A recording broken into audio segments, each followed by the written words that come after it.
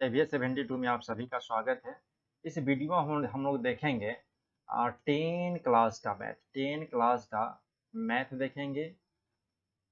10 class का math, जिसमें सबसे पहला हमारा क्वेश्चन है, निम्नलिखित संख्याओं का अभाज्य गुणनखंडों के गुणनफल के रूप में व्यक्त करें। हमें ये 4-5 क्वेश्चन दिया गया है जिन्हें अभाज्य गुणनखंड के गुणनफल के रूप में व्यक्त करना है।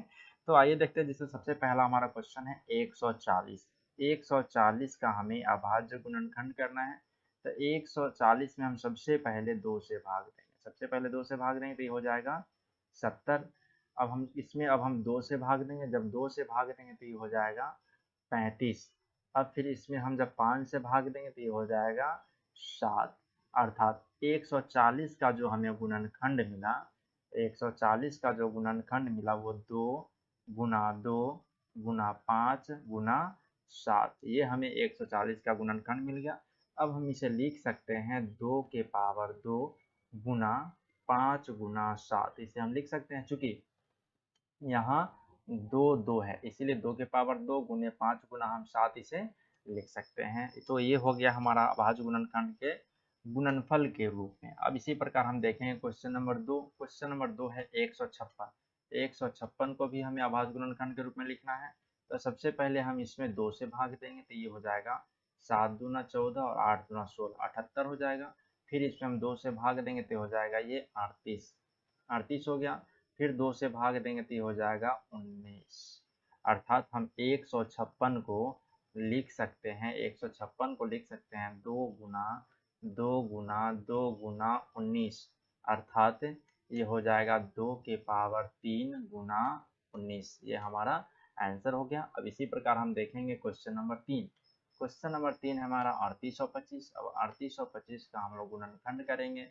तो 3825 का जो गुणनखंड हो जाएगा, सबसे पहले इसमें हम 3825 में सबसे पहले हम 3 से भाग देंगे, क्योंकि 2 से भाग लगेगा नहीं। तो ये हो जाएगा 3 एकम 3, 3 दूना 6, 7 तिरी 21 और 5 तिहाई 15। फिर इसमें हम 3 से भाग देंगे तो ये हो जाएगा 4 तिरी 12 और ये 25 तिहाई 75, ये कट गया। अब हम इसमें 5 से भाग देंगे। जब 5 से भाग देंगे तो हो जाएगा 8 पंचे 40 और ये 50 25, अर्थात 85 मिल गया। अब हम इसे 7 से भाग देंगे, सॉरी 5 से भाग दें तो ये हो जाएगा 17, 17 25 85 होता है। तो अब हम 3825 को, ये हमारा 3800 जो 25 आ गया उसको हम लिख सकते हैं 3 गुना 5 गुना 5 गुना 17। अर्थात ये हो जाएगा 3 के पावर 2 गुना 5 के पावर 2 गुना 17। ये हमारा हो गया आंसर। अब हम देखेंगे क्वेश्चन नंबर 4। क्वेश्चन नंबर 4 है 5005 का। तो 5005 का हम अभाज्य गुणनखंड करेंगे। तो 5005 लिखेंगे, इसको फिर से हम गुणनखंड करेंगे। तो 5005 में हम सबसे पहले जो भाग लगेगा वो 5 से लगेगा। जब 5 से भाग देंगे तो ये हो जाएगा 1001, ये हो जाएगा 1001। अब इसमें हम क्या करते हैं, अब हम इसमें 7 से भाग देंगे। तो 7 से भाग देंगे तो हो जाएगा 7 एकम 7 बच जाएगा 3, 0 हो जाएगा। 7 चौका 28 बच जाएगा 2 21, तो 7 तिरी 21, 143 हो गया। फिर अब हम यहाँ 11 से भाग देंगे तो ये 13 मरते कट जाएगा। अर्थात 5005 को हम लिख सकते हैं 5 गुने 7 गुने 11 गुना 13।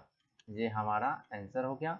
अब हम लास्ट देखेंगे क्वेश्चन नंबर 5। क्वेश्चन नंबर 5 जिसमें है 7429। 7429 का हम गुणनखंड करेंगे। तो ये 7429 में सबसे पहले हम भाग देंगे 17 से। सबसे पहले भाग देंगे 17 से। जब 17 से भाग देंगे ये हो जाएगा 437, ये हो जाएगा 437। अब 437 में हम सब भाग देंगे इसको 19 से, इसको भाग देंगे 19 से, तो ये है 23 मरते कट जाएगा, ये 23 मरते कट जाएगा। अर्थात इसको हम 7429 को लिख सकते हैं 17 गुने 19 गुना 23। ये हमारा आंसर हो गया। अब हम देखेंगे क्वेश्चन नंबर 2। अब हम देखेंगे क्वेश्चन नंबर 2।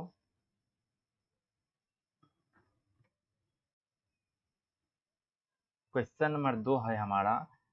क्वेश्चन नंबर 2 है, पूर्णांकों के निम्नलिखित युग्मों में के एचसीएफ और एलसीएम ज्ञात करें। हमें ये जो कुछ संख्या दिया गया है जिसका हमें एचसीएफ और एलसीएम ज्ञात करना है, जिसमें सबसे पहला हमारा क्वेश्चन है 26 और 29। 26 और 29 है, तो 26 को हम लिख सकते हैं, 26 को लिख सकते हैं 13 दूना 26, अर्थात 2 गुना 13 लिख सकते हैं। और दूसरा संख्या है 91, तो 91 को हम लिख सकते हैं 13 सते 91, 13 सते 91। चूंकि हमें इसका एचसीएफ लिखना है, तो हम जानते हैं एचसीएफ वो होता है जो दोनों में हो, जो दोनों में हो। तो 13 एक ऐसा संख्या है जो दोनों में है, इसीलिए इसका एचसीएफ 13 हो जाएगा। और हमें इसका एलसीएम चाहिए, इसका हमें एलसीएम चाहिए, तो एलसीएम हो जाएगा 13 तो दोनों में है तो 13 को लिखेंगे, और 2 है तो 2 लिखेंगे, और फिर 7 बच रहा है तो हम 7 को लिखेंगे। और जब इन सबों को हम गुना कर लेंगे तो ये हो जाएगा 182, ये हो जाएगा 182, ये हमारा आंसर हो गया। अब हम देखेंगे क्वेश्चन नंबर 2। क्वेश्चन नंबर 2 है 510 और 92। तो सबसे पहले हम 510 का गुणनखंड कर लेंगे। 510 का जब हम गुणनखंड करेंगे तो सबसे पहले इसमें 2 से भाग लगेगा। आप 2 से भाग दें, 2 दूना 4, उसके बाद बचा 5 दूना 10 हो जाएगा, और फिर 5 दूना 10 हो जाएगा। फिर उसके बाद यहाँ हम, अब 2 से तो संभव नहीं है, तो अब यहाँ हम 3 से भाग देंगे। 3 से भाग देंगे तो 8 3 24 हो जाएगा, और 5 तिहाई 15 हो जाएगा। अब फिर यहाँ, अब हम यहाँ 5 से भाग दें तो ये 17 पचे 85 हो जाएगा। इसी प्रकार यहाँ 92 है, तो अब हम 92 का भी गुणनखंड कर लेते हैं। तो 2 से भाग देंगे, ये हो जाएगा 4 दूना 8, और ये हो जाएगा 6 दूना 12। फिर 2 से भाग देंगे तो ये हो जाएगा 23 दूना 40, अर्थात 510 को हम लिख सकते हैं 2 गुना 3 गुना 5 गुना 17, और 92 को लिख सकते हैं 2 गुना 23 लिख सकते हैं। तो सबसे पहले हम इसका एचसीएफ लिखेंगे, सबसे पहले इसका एचसीएफ लिखेंगे। तो हम जानते हैं कि एचसीएफ वो होता है जो दोनों में होता है, एचसीएफ वो होता है जो दोनों में होता है।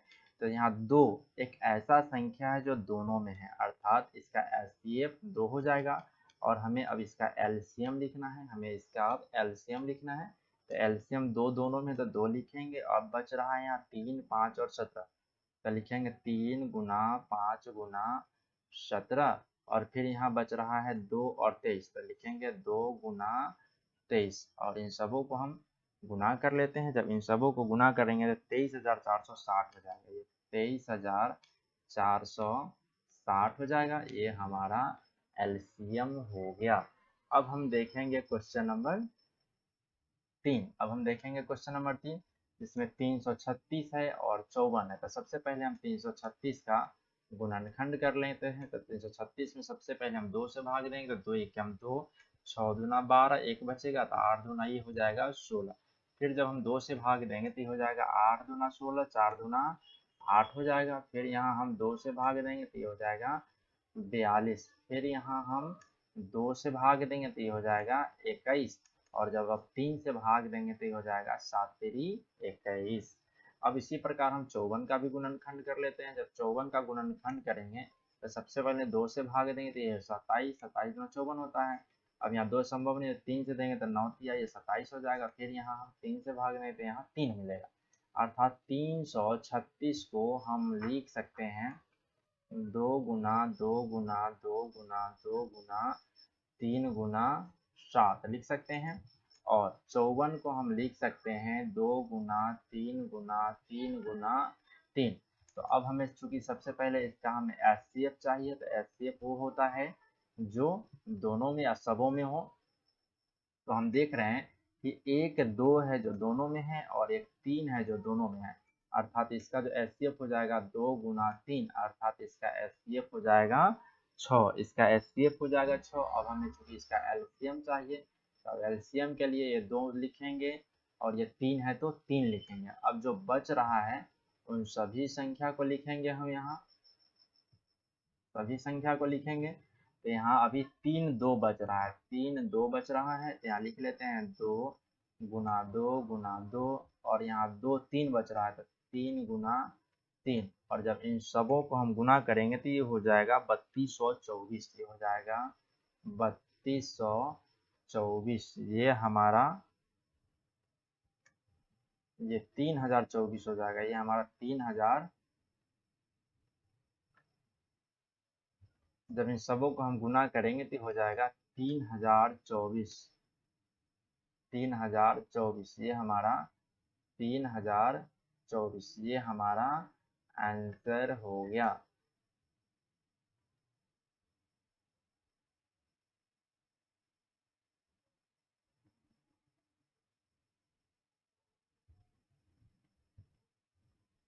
क्वेश्चन नंबर 3 कहता है अभाज्य गुणनखंड विधि द्वारा, अभाज्य गुणनखंड विधि द्वारा निम्नलिखित का एचसीएफ और एलसीएम ज्ञात करना। निम्नलिखित का एचसीएफ और एलसीएम ज्ञात करना है। तो सबसे पहले हम यहाँ 12 है, पहला संख्या हमारा 12 है, तो 12 को लिख सकते हैं हम 12 को लिख सकते हैं, 12 को लिख सकते हैं 2 दूना 4 तिहाई 12 लिख सकते हैं, और 15 है, अब हम 15 को लिख सकते हैं 3 गुना 5 लिख सकते हैं, और उसके बाद 21 है तो 21 को लिख सकते हैं 3 गुना 7 लिख सकते हैं। तो चूंकि सबसे पहले हम इसका एचसीएफ लिखेंगे, तो एचसीएफ वो होता है जो सबों में हो, जो सभी में हो। तो यहाँ 3 एक ऐसा संख्या है, 3 एक ऐसा संख्या जो सबों में है, अर्थात इसका एचसीएफ 3 हो जाएगा। और हमें इसका एलसीएम लिखना है, तो एलसीएम वो होता है, अब जैसे यहाँ 3 सबों में है तो 3 को लिख लिए। अच्छा, 2 2 है यहाँ, तो 2 2 को लिखेंगे तो 2 गुना 2 हो जाएगा। एक 5 है और एक 7 है, तो इनको भी लिखेंगे 5 गुना 7। और जब इन सबों को हम गुना करेंगे तो ये हो जाएगा 420, ये हो जाएगा 420, ये हमारा आंसर हो गया। अब हम देखेंगे क्वेश्चन नंबर 2। अब देखेंगे क्वेश्चन नंबर 2। यहाँ सबसे पहला संख्या है 17, तो 17 को हम लिख सकते हैं 1 गुना 17। 17 को लिख, 17 एक अभाज्य संख्या है, 17 का गुणनखंड संभव नहीं है, तो इसलिए 1 गुना 17 लिखेंगे। दूसरा संख्या है 23, 23 को हम लिख सकते हैं 1 गुना 23 लिख सकते हैं, चूंकि 23 भी एक अभाज्य संख्या है इसलिए 1 गुना 23 हो जाएगा। और दूसरा है 29, 29 को लिख सकते हैं 1 गुना 29, चूंकि 29 भी एक अभाज्य संख्या है इसलिए इसका भी गुणनखंड संभव नहीं है, तो 1 गुना 29 हो जाएगा। तो सबसे पहले हम इसका एचसीएफ लिखेंगे, तो एचसीएफ वो होता है जो सबों में होता है। एक यहाँ एक ही एक ऐसा संख्या है जो इसका एचसीएफ हो जाएगा, ये हमारा आंसर हो गया इसका। अब हमें चूंकि इसका एलसीएम चाहिए, तो एलसीएम के लिए हम क्या करेंगे, 17 गुना 23 गुना 29 लिखेंगे, और इन सबों को जब हम गुना करेंगे तो ये हो जाएगा 1129, ये हो जाएगा 1129, ये हमारा आंसर हो गया। अब हम देखेंगे क्वेश्चन नंबर 3। अब हम देखेंगे क्वेश्चन नंबर 3। सबसे पहला हमारा संख्या है 8, तो 8 को लिखेंगे 2 गुना 2 गुना 2, और उसके बाद 9 है तो 9 को लिखेंगे 3 गुना 3। उसके बाद 25 है तो 25 को लिखेंगे 5 गुना 5। अब यहाँ भी कोई भी ऐसा संख्या नहीं है जो सबों में है, अर्थात इसका जो एचसीएफ हो जाएगा, इसका जो एचसीएफ हो जाएगा वो 1 हो जाएगा, और इसका जो एलसीएम हो जाएगा वो 8 गुना 9 गुना 25। और जब इन सबों को हम गुना करेंगे तो हो जाएगा ये 1800, ये हमारा आंसर हो गया।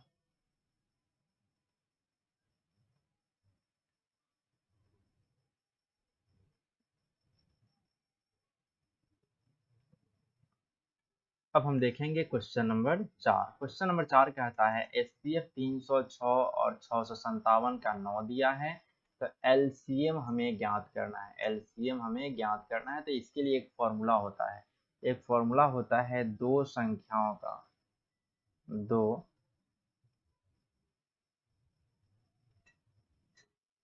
संख्याओं का गुणनफल, दो संख्याओं का गुणनफल, दो संख्याओं का गुणनफल, दो संख्याओं का गुणनफल बराबर होता है एलसीएम गुना HCF HCF। अब यहाँ हमें दो संख्या दिया है, एक संख्या 306 है, तो 306 गुना दूसरा संख्या 657 है, तो 657 बराबर एलसीएम हमें ज्ञात करना है, तो इसको एलसीएम ही रहने देंगे। और एचसीएफ हमें दिया है 9, तो हम यहाँ लिखेंगे 9। इसीलिए एलसीएम बराबर 306 गुना 657 और बटा में हो जाएगा 9। और जब हम 9 से भाग देंगे तो ये कट जाएगा, 9 सते 63 और 7 तिरी 21, अर्थात 306 में जब हम 73 से गुना करेंगे तो ये हो जाएगा हमारा 22,338। 22,338 ये हमारा आंसर हो गया।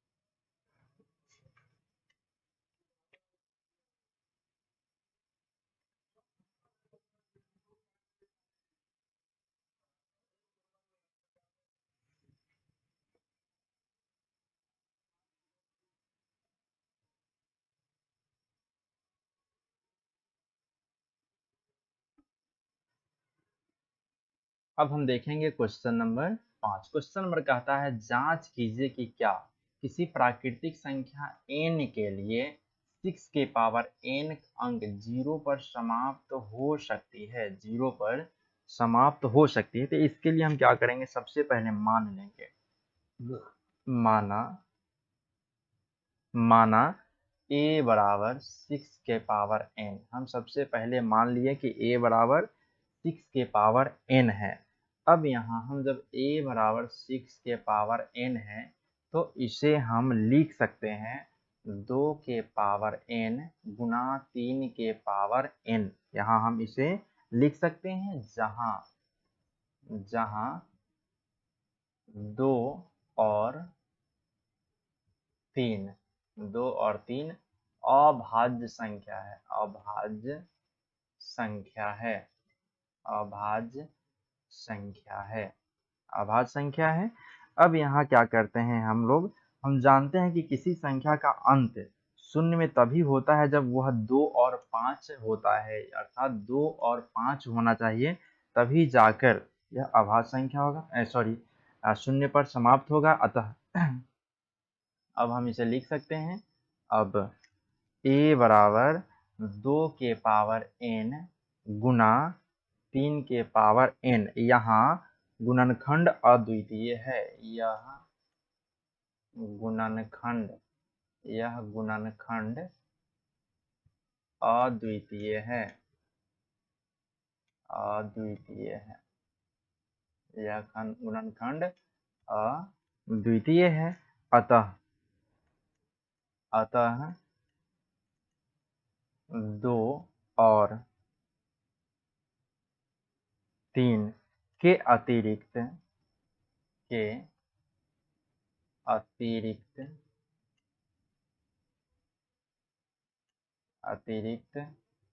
कोई दूसरा अभाज्य गुणनखंड a का नहीं हो सकता है, अतिरिक्त a का कोई दूसरा अभाज्य गुणनखंड नहीं हो सकता है, नहीं हो सकता है। अतः 5 a का गुणनखंड नहीं हो सकता है, गुणनखंड नहीं हो सकता है, नहीं हो सकता है, नहीं हो सकता है, नहीं हो सकता है। अतः अतः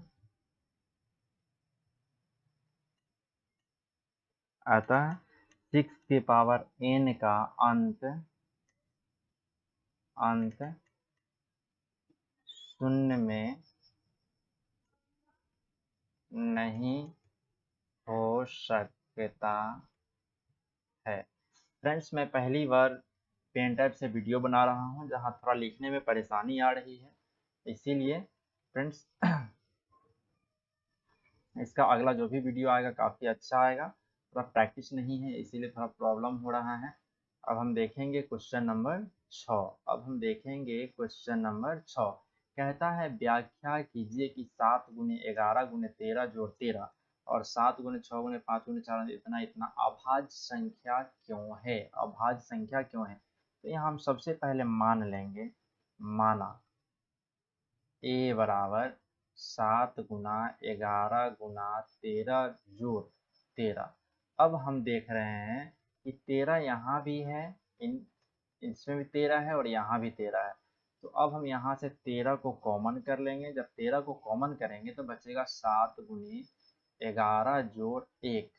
तो अब हम इसे लिख सकते हैं 13 गुने यहाँ 7, 11 7 77 और 1 78 लिख सकते हैं।